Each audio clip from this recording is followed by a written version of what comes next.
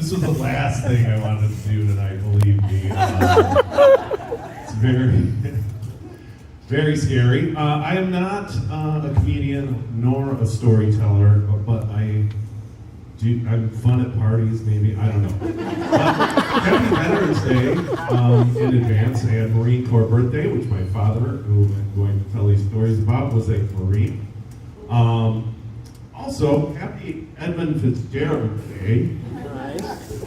For those who celebrate the ships. The Gales of November happened today, just so you know. And I was gonna just go up here and recite the whole song and act like it was my work, but instead I'll just tell you a story about my dad. I want to share these are a couple short stories. I'm not going to keep you here forever, but he died about 4 years ago, and I kind of think that sharing stories and memories about people that have passed away kind of keeps it alive. So my dad was a very interesting man, and he was a very good storyteller. I hope I'm just half as good, or maybe a quarter as good as he is. But my story is called Serial Killer Adjacent. I know there's probably in the audience some really big serial killer fans. So if you know a lot about murders and serial killers and you've done a lot of research, please hold your applause or your jeers if you're booing one serial killer over the other until I'm done. Because I would appreciate it. I know a lot of people have favorite serial killers. Let's just listen to the story, take it in, and then you can share whatever you want after. Okay? My father's early childhood was spent in Bridgeport, which 31st and Normal, that is the south side. That is a few blocks from Comiskey Park. Woohoo! And his, I don't know what they did in the 50s or the 40s when you were a kid. I imagine it was Little Rascals type shit. But in any case, he would sneak into Comiskey Park and he played at Armour Square Park. Even got in a couple dust-ups with the late Dick Butkus. Rest in peace. Dick Butkus' grandmother lived down the street, so he would visit his grandmother, and then him and my dad would get in fights. And that was when Dick Butkus was this tall. Because my dad was the same height, and then Dick Butkus is that tall now, or before he died. Anyway, around 6th grade, the whole family moved to Evergreen Park to get closer to the school for the blind. My Uncle Rich is blind. That's another whole other story, and it is a good one, but I'm not going to tell it tonight.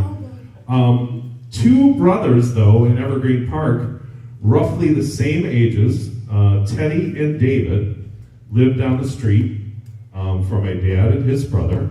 So they often were kind of at each other's houses and doing kid stuff, whatever they did in the 50s or olden days or whatever they did, race soapbox cars made out of plywood. I don't know.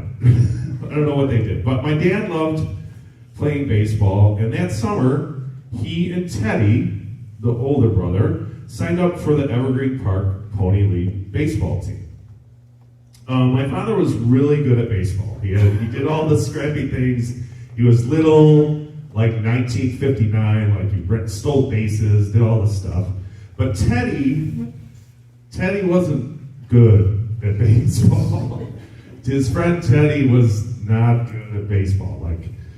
He was terrible, actually.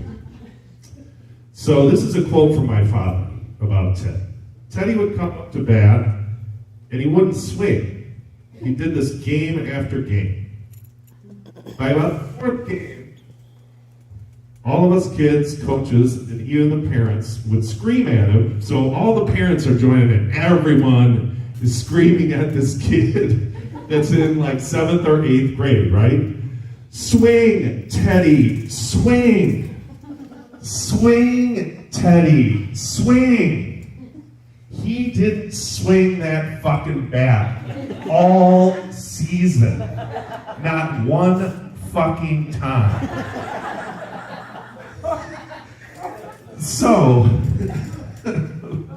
that kid's name was Ted Kaczynski. I'm sorry to laugh. I mean, he killed people. Come on, guys. He is the Unabomber, as we know. And all my dad's stories, I suspect, are untrue from the first time he tells it. But this particular one, I have photographic evidence of that baseball team, and Ted Kaczynski was, in fact, on. So did my dad cause him to blow things up? We will never know the answer to that. They're both dead. Rest in peace, both of them. So my dad was lucky to meet at least one more serial killer that he knew of in his life. And that next encounter was like when I was about 2 or 3 years old, so I didn't know what the fuck was going on. I was a kid. So my dad was working for Global Moving and Storage. Apparently back in the early 70s, there was a lot of money to be made in selling like moving and storage. You could make a lot of commission, do really well. He used to bring the trucks home to me, like they were cool to play with, whatever. So that job required like a lot of hobnobbing, like my wife does, like going to all the stuff. And also my dad liked to go out and drink at bars, so he could say, yeah, I gotta do this stuff for work. So he would join all these social clubs, like Kiwanis, the Rotary Club, the Swedish Athletic Club, and that's what he did. So at one of these clubs, he was at a Christmas party. He was with his boss, some other work colleagues. It was pretty late, everyone was getting real tuned up, getting real happy, smoking, all that 70s stuff. Maybe some ELO was on. Who knows? I'm just trying to set the scene. And a guy walks in a clown suit, right? And some of you have heard this story, but he approaches my dad and his group, including his boss, and he starts, kind of getting in a conversation. And my dad is kind of gregarious, and he says what's on his mind, and kind of like I do sometimes.